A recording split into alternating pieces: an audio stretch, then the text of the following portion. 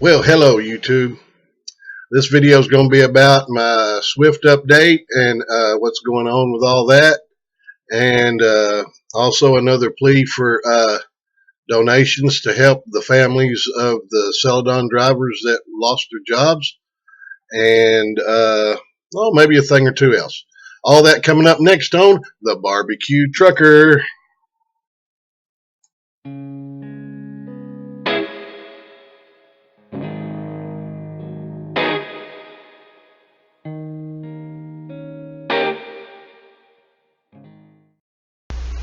Well, hello, fellow YouTubians, and welcome to the BBQ Trucker. See, told you it's a BBQ Trucker. Okay.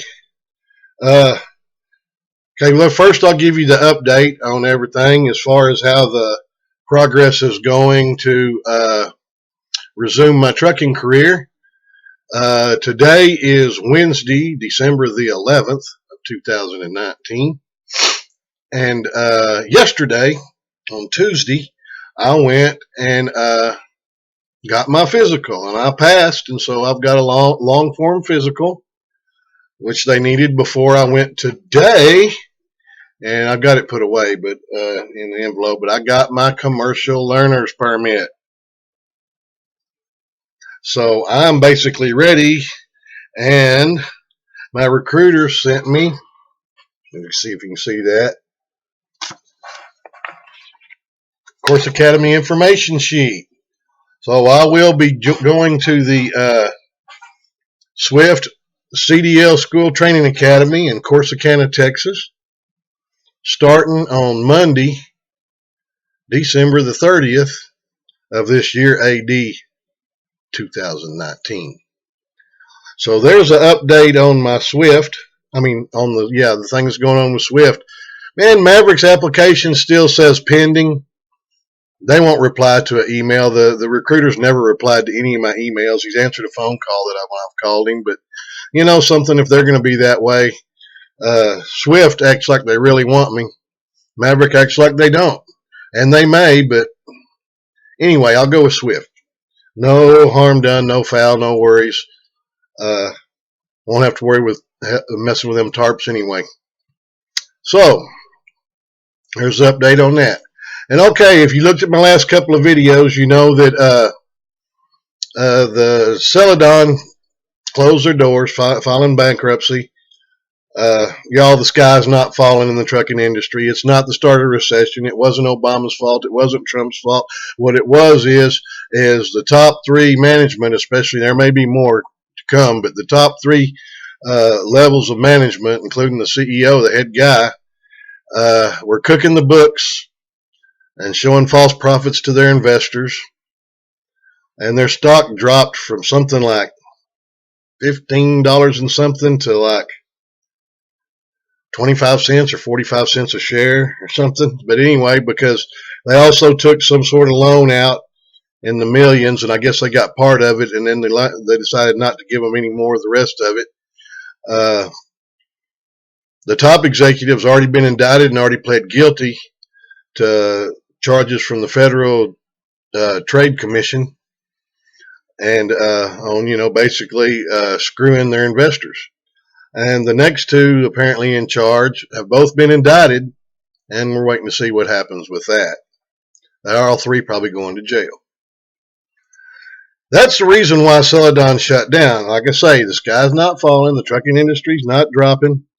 Has nothing to do with Trump, Obama, Bush, or anybody else. No politics. What it has to do is with crooks that thought they could get away with cooking the books, making their company look like it was worth more, I guess, to achieve loans and all that. There was one article I read that said they had bought like, it was either 50 or 100 new tractors, new trucks, and those sit on a lot unused and untouched until they were just repossessed. But anyway, they did not give hardly any kind of notice to any of their drivers. I mean, they think they found out about it through news medias and stuff before they and social media before they actually were notified by their company.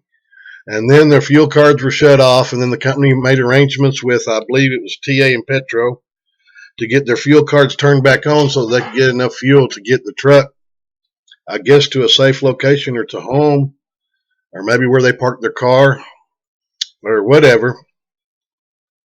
But they weren't given really any notice of this whatsoever. Now there are so many trucking companies that have stepped up and they're offering them jobs, offering them bus tickets home. Several companies offered them bus tickets home, whether they applied with their company or not. Way to go, Hirschbach and several others, I believe Covenant. But anyway, now they're forced or faced with changing jobs right before Christmas. And most of them will be able to get jobs at other companies. But you know how that goes. You got to wait a week for your pay and all that and all this. And they don't know if they're going to get their last paychecks or not. I know there was an owner-operator. Now, he told this to a guy named Chad Rich. I put Chad Rich's name down below.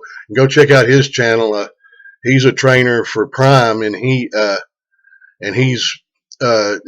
go check out especially his video about this.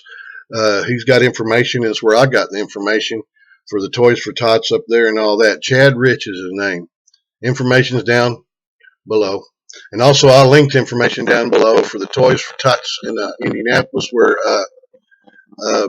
Celadon is based out of. Now their drivers are going to be based out all over the place. But I'm sure they can help you and get the donations to the right place. I donated. I've got friends that donated. It didn't hurt. Didn't hurt a bit. As a matter of fact, it felt awful good. But so anyway, we all need to come together in the trucking industry and not in the trucking industry, just in life in general, and help these people because, man, it's about Christmas time. You know, I wish there was some way they could have found a way to keep the company going at least for another month, got past Christmas before they did all this, but they didn't. But anyway, like I say, there's links below on how you can go and donate, or an address where you can send toys to if you wish. And let's just help these people. They're going through a rough time. You know, figure how you'd feel if just all of a sudden one day they come up and said, "Hey, doors are closed as of tomorrow. You have a job no more." Right before Christmas. Think about it for a second. How would it feel? It would feel horrible, scary, and everything else. Y'all know what I mean. Okay, enough about that. Okie dokie. The BBQ Trucker got a little bit of merchandise in. Got some more of these ink pens. Okay, and check this out. Bumper stickers. Wow, aren't those from the 70s? But bumper stickers. Yes, sirree. And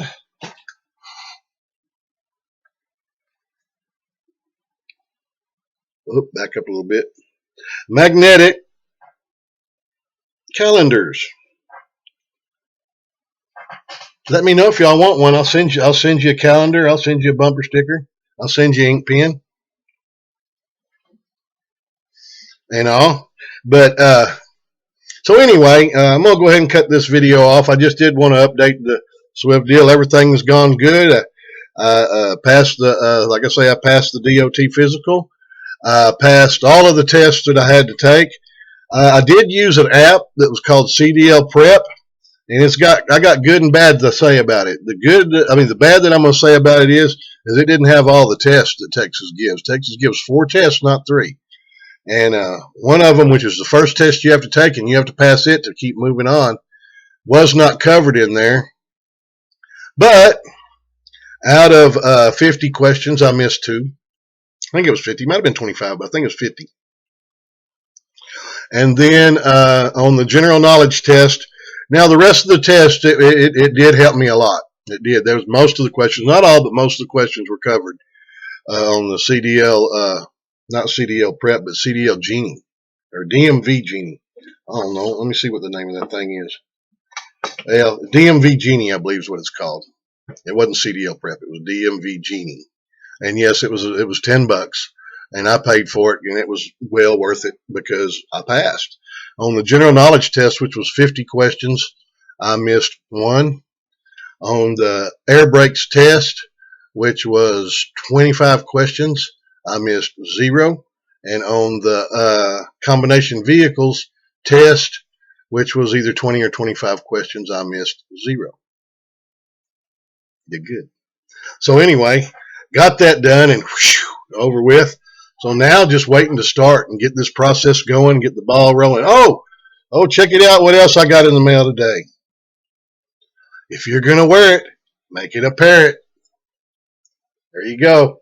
Blue parrot. Never had a hands-free device before. I got to read the instructions because I damn sure don't know how to work it or what to do with it other than I'm not going to be one of these drivers that wears the damn thing all the time. I'm going to wear it when I get a phone call when I'm driving. It's going to stay in the truck. I don't walk around the truck stop with one of these things on. I'm sorry, but I just think that looks foolish. I don't know if I can use it. Like if I make a video with my phone, I don't know if I can use the microphone here. Oh, let me show you how it, see, got a microphone. Pretty cool. I don't know if I can use that with that or not. Probably won't anyway because I'm sure it'll pick up good enough, and I don't want to look like an idiot that walking around with a damn headset on all day long. And that's not an idiot, but that's just not my style. Let me put it that way. Okay. What else did I get? Okay, the other thing I got was from the Dollar Shave Club. I'm fixing to cancel my deal with Dollar Shave Club. Don't get me wrong. I like their products. They're a little expensive. I really like this daily face cleaner that they got. And